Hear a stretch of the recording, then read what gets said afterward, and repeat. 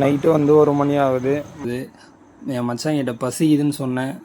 வா மச்சான், இங்கே ஒரு பிரியாணி கடை இருக்குது, போய் சாப்பிட்டு வரலாம் அப்படின்னு. என்னடா 1 மணிக்கெலாம் யாரா பிரியாணி கடை போடுறாங்க அப்படின்னு சொல்லிட்டு கேட்டிருந்தேன் அவங்ககிட்ட.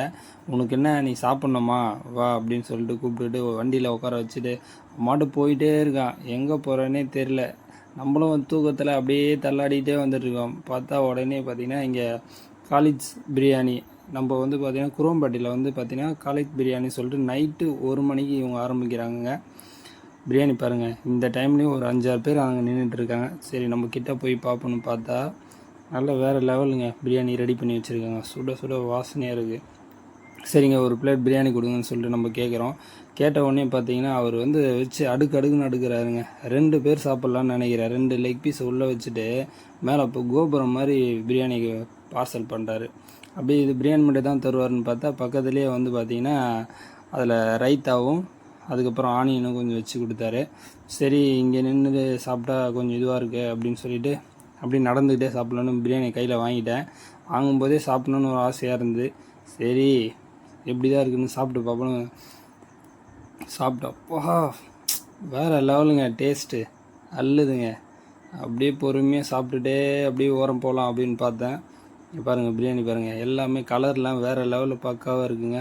பீஸ் பாருங்கள், அப்படியே full and full leg piece தான். அப்படியே சாப்பிட்டா அப்படியே பூ மாதிரி இருக்குங்க பிரியாணி. நீங்கள் யாருன்னா இதேமாதிரி சாப்பிட்ணுன்னு நினச்சிங்கன்னா குரோம்பேட்டில் வந்தீங்கன்னா நைட்டு வந்து 1 மணிக்கெலாம் இவங்க மிட் நைட்லேயே கிடைக்கிது. பேரே வந்து மிட் நைட் பிரியாணி தான் வச்சுருக்காங்க.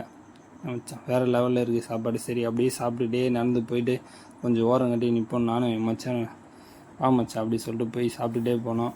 எனக்கு வேணுமாடான்னு கேட்டான். வேணான்னு சொல்லிட்டு அப்படியே அடிச்சு நவுத்தியாச்சு. நல்லா சூப்பராக இருக்குது. இதுமாரி பிரியாணி நம்ம டேயில் சாப்பிட்ருந்தா கூட இதுமாரி சாப்பிட்ருக்க மாட்டோம். நல்லா பூ மாதிரி வந்திருக்கு. வேறு லெவல் சாப்பாடுனா நம்ம விடவே மாட்டோம். இதுமாரி இருக்கும்போது என்ன பண்ண முடியும். மச்சான் டைம் ஆச்சு போகலாண்டா அப்படின்னு கூப்பிட்றான். இறா சாப்பிட்டு தான் வருவேன் அப்படின்னு சொல்லிட்டு அதை சாப்பிட்டு பிடிச்சிட்டேன். அங்கே நம்ம நாய் ஒருத்தர் இருந்தாப்புல, அவருக்கு கொஞ்சம் போட்டு அப்படியே ஜம்முன்னு தட்டை வலித்து சாப்பிட்டுட்டு சரி போகலாம் அப்படின்னு சொல்லிட்டு பக்கத்தில் கை கழுவுறதுக்கு இங்கே வாஷ்பல் எங்கடா போகிறது கை கழுவுதுன்னு கேட்டேன். அது வரைக்கும் ஒரு வாஷ்பல் அங்கே போயிட்டு கை கழுவிட்டு வாடா அப்படின்னு சொன்னான். சரி சொல்லிட்டு நானும் கிட்டே போய்ட்டு கை கழுவிட்டு தலையை அப்படியே தடவிட்டு கிளம்பிட்டேன். சரி உங்களுக்கும் யாருன்னா இங்கே சாப்பிடணும்னு நினச்சின்னா கரெக்டாக குரோம்பேட்டை இந்த லொக்கேஷன் வந்துடுங்க. 160 தான் பிரியாணி, வேறு லெவலில் இருக்குது. இவங்க சொல்லிவிட்டு இந்த பிரியாணி போர்டை பார்த்துங்க. சரி சொல்லிட்டு பாய் பாய் சொல்லிட்டு வண்டி எடுத்துகிட்டு நம்ம கிளம்பலாம். ஏன்னா இவ்வளோ இதுக்கப்புறம் இவன் தாக்கு பிடிக்க மாட்டான். அவனே ஏற்கனவே தூக்கம் வருதுன்னு சொல்லியிருந்தோன்னே நம்ம கூட்டு எழுப்பி இட்டுன்னு வந்துட்டோம். சரி வாங்க கிளம்பலாம் அப்படி